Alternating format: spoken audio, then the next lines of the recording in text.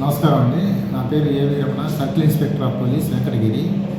మనకి అంతర్జాతీయ మహిళా దినోత్సవం మార్చి 8న అంతర్జాతీయ మహిళా దినోత్సవం ఉంది. దాని సందర్భంగా వెంకటగిరి కాన్స్టిట్యున్సీలో మనము మహిళలకి కొంతమంది అన్ని డిపార్ట్మెంట్స్ కానీ, అలాగే రాజకీయాల్లో కానీ, తర్వాత సేవా కార్యక్రమాల్లో కానీ విశిష్టమైనటువంటి కార్యక్రమాలు చేసినటువంటి వారందరినీ మార్చి 8వ తారీఖున సన్మానించుకునేటువంటి కార్యక్రమాన్ని మనము మదర్ అకాడమీ వద్ద ఉన్నటువంటి ఎస్ఆర్ గార్డెన్స్లో 8వ తారీఖున ఉదయం 9 గంటలకి ఈ యొక్క కార్యక్రమాన్ని నిర్వహించడం జరుగుతుంది. అది పోలీస్ శాఖ తరఫున ఏర్పాటు చేయడం జరుగుతుంది.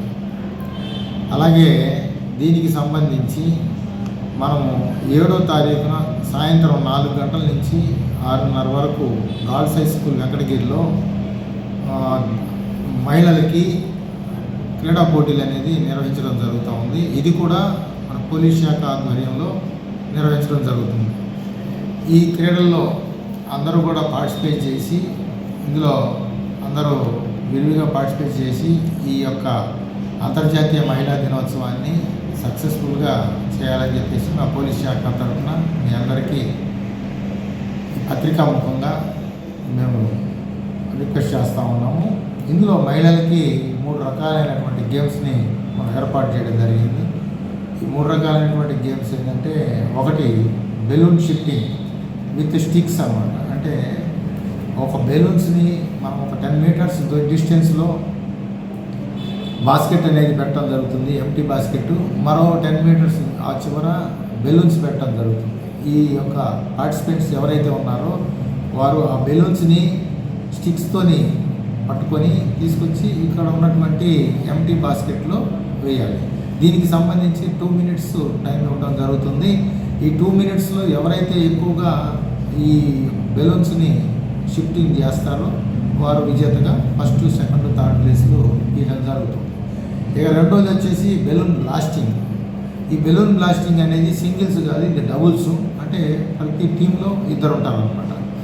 దీనికి కూడా 2 మినిట్స్ టైం ఇస్తాము. ఆ ఇద్దరు కూడా రివర్స్లో నిలబడి ఉండటం వల్ల బెలూన్ని వాళ్ళ మధ్యలో పెట్టేసి ప్రెస్ చేస్తే అది బెలూన్ అనేది పగిలిపోవాలి, బ్లాస్ట్ చేయాలి. ఆ విధంగా 2 మినిట్స్లో ఏ పేరు అయితే ఎక్కువ బాల్స్ని, బెలూన్స్ని బ్లాస్ట్ చేస్తారో వారు విజేతగా ప్రకటించబడతారు. దీనికి ఫస్ట్, సెకండ్, థర్డ్ ప్లేస్లు కూడా దీంట్లో ఇవ్వటం జరుగుతాం. మూడోది వచ్చేసి గ్లాస్ కొట్టు, ప్రైజ్ పట్టు అనేటువంటి ఇది ఒక గేమ్ అన్నమాట. ఈ గేమ్లో ఇది సింగిల్స్.